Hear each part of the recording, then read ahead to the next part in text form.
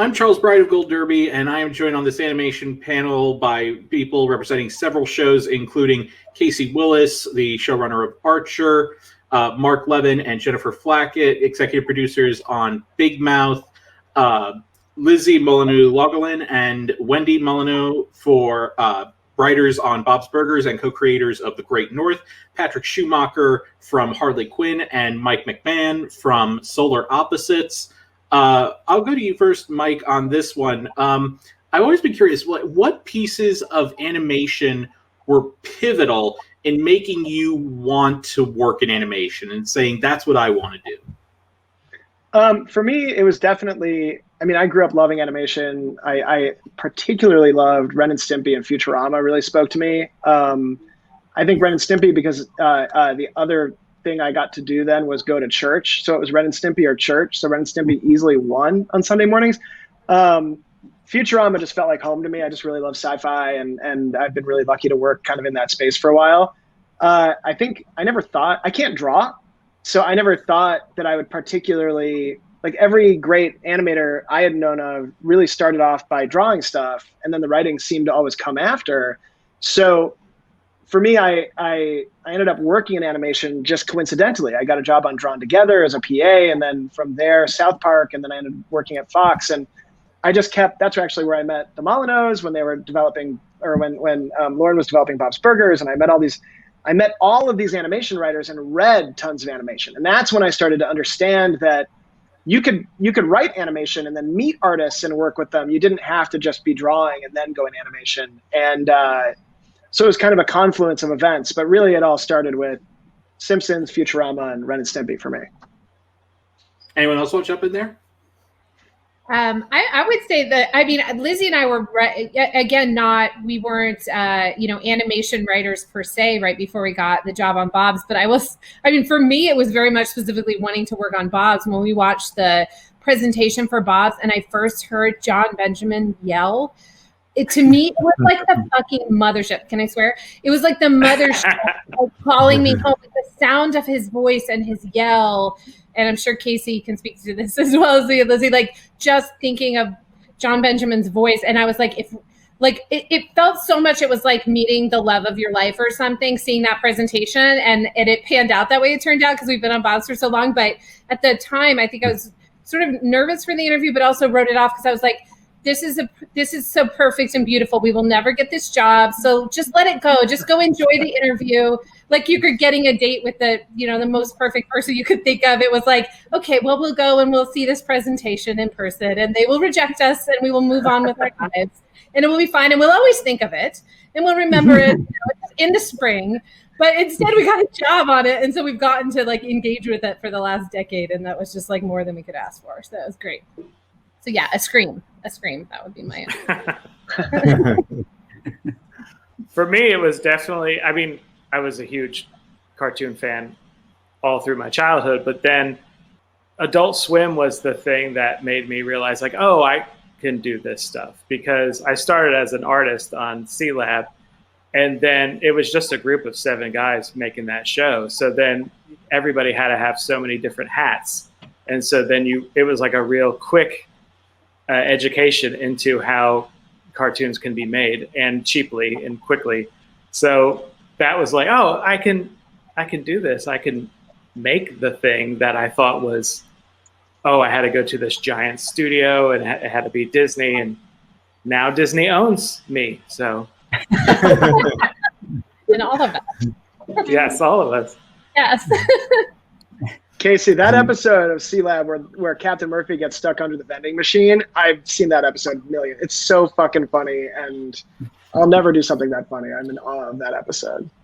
It's pretty great, and I think the one where the power goes out, where they just did an exterior shot for the entire show, that's pretty amazing.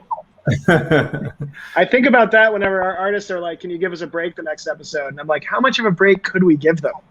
Yeah. Is that much of a, yeah. For me, it was probably, everything that these guys are saying, but also Venture Brothers was a huge influence on Harley. Just the deep mythology of a show. And that's another example of it seems like there's like a couple of guys working on that show. I'm probably wrong, but love that show. For me, when I was a kid, I was obsessed with Speed Racer, and like the most traumatic thing that ever happened to me was they shifted Speed Racer on the TV station that was playing on from 3:30 in the afternoon to 3 o'clock in the afternoon, and I couldn't see it anymore because school went too long. And no DVRs in those days. I've been trying to recapture that ever since. My love for Speed Racer. We also just got so lucky. We were not animation people at all, and because Andrew Goldberg was, a Family Guy, he brought us into animation. And we just love it. I mean, it's very hard. I say, that first season, I was like, well, then I'll go back to live action. And I don't really have those feelings anymore. I don't yearn for it at all. I feel so satisfied doing animation. I just, it can be as emotional as you want it to be and so funny, and you can do anything except parades. You cannot do parades.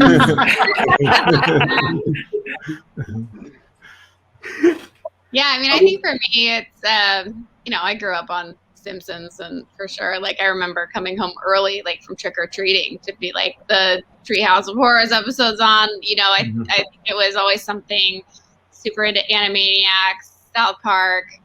I think when Wendy and I started, it was almost like I didn't realize that we could write for animation in a way. Yeah. It was, there's so much animation now, and there was still a fair amount, 12 years ago, but it wasn't the landscape I think that it is right now. So I think we just hadn't even really considered it so much. We were just, trying to get hired anywhere, but I don't think, it wasn't like we had animation, but I think it was such a great, we kind of lucked into this perfect space for us, I think. So just grateful that we did. Yeah, our last interview right before Bob's was to write some sort of Pauly Shore reality show, and he rejected us. So keep dreaming, kids. Just because Pauly Shore rejects you for his reality show doesn't mean you can't be on Bob's Burgers. That's the exact specific lesson. So one of the interesting things that I've been and I believe I asked most of you about this, that in having to choose an episode to submit to Emmy voters. It can be, I know some of you guys said that it was very easy decision for this year. Some of you got, and for some it's very hard decision. What factors do you usually look for when making that kind of decision? And Casey, I'll start with you.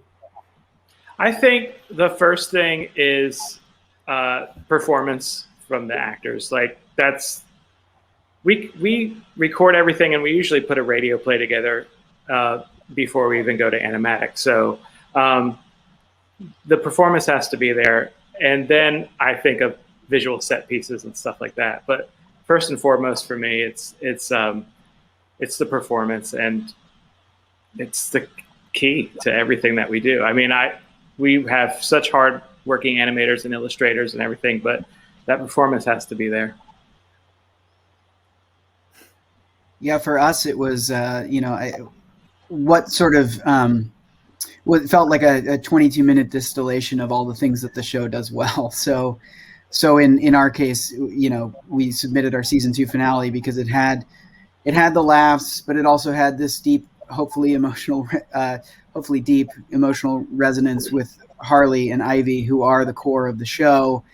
And yeah, just the chaos of the action of this police sting, mixed with, this interesting sort of musical scoring that we did that was like anomalous to the show, which goes against everything I just said. But we had Clayface singing this aria, and it became score.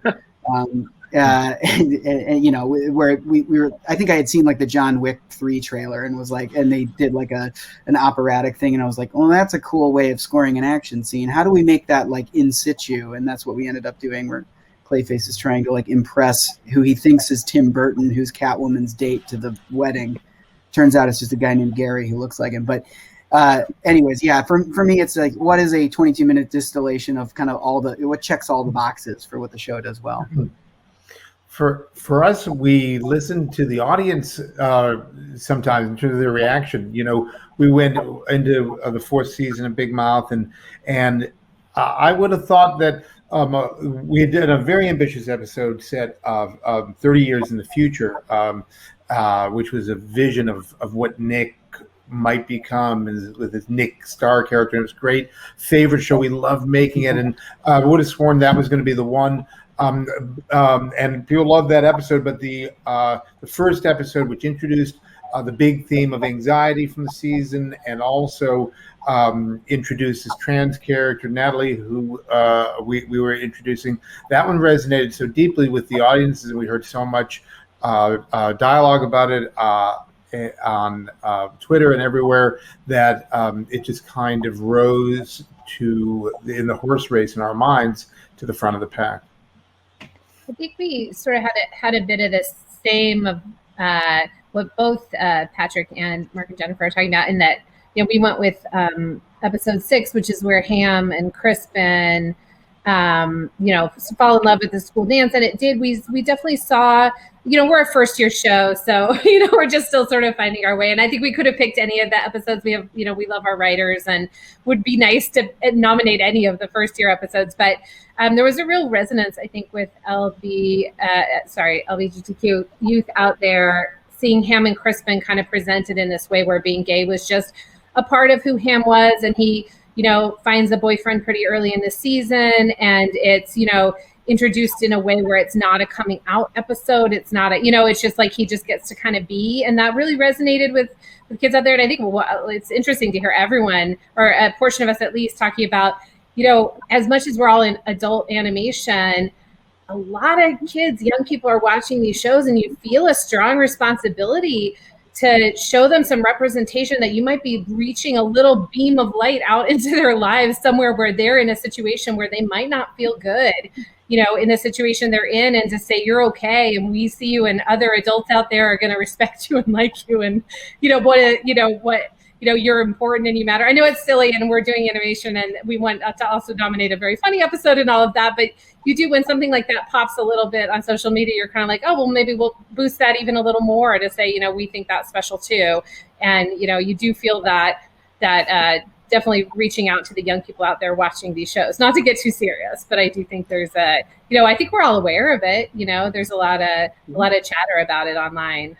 I think animation in a lot of ways has always had that ability to like push out a little bit more and a little bit earlier, or, you know, in a bigger way than I think live action. I think in a way, not that we don't get notes and we don't have eyes like networks and stuff on us, but in a way I think people like expect that from animation, like to push down.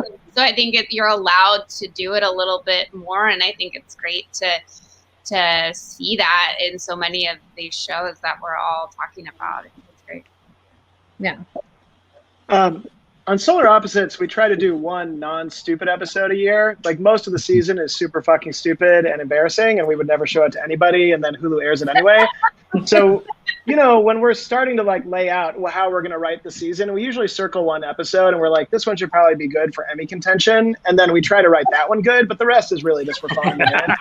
So, you know, we have this one episode we do a year that's like full cinematic, crazy, dramatic episode that breaks the formula of the show, and almost none of our leads are in it, and it totally doesn't represent the show. And we always submit it for Emmys because, number one, the music in it fucking kicks ass and sounds really important. And it's something that, you know, the thing that we like about making Solar Opposites is that we kind of are cheating all the time. We're getting to do stuff we never got to do on any other show. We're getting to break the rules all the time. And we have this one episode a season breaks all the rules of what the show is supposed to be.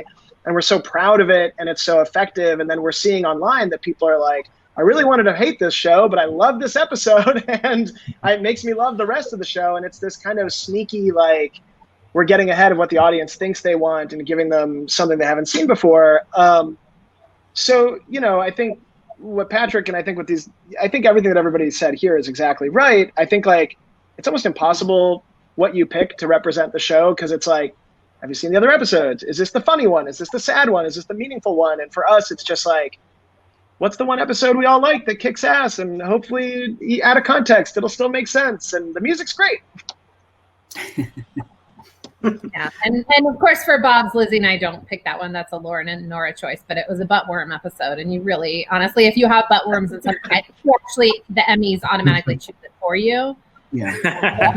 Buttworm Sopranos, It's a clause that every Hollywood person signs when they start working. If you do a buttworms episode, it automatically gets nominated. So you just see that. Well, everyone, thank you so much for this. This was a fantastic discussion.